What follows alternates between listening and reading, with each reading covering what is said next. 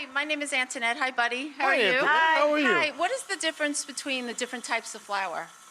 Okay, so perfect example. Like I'm using half cake, half all-purpose. When you see all-purpose is a bread flour as well, okay?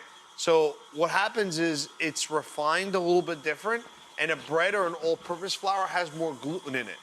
So you would put a cake flour in a cake batter because it's a smoother mouthfeel, right? Where if you get a piece of bread, it's more chewy.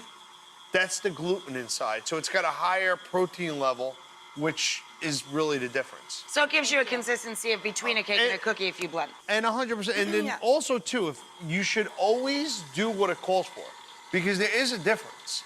If it calls for cake flour, get the cake flour. So it's like, oh, it's flour. Really, texturally, in your finished product, it makes a difference. Right. So you can use pastry flour, bread flour, or a cake flour.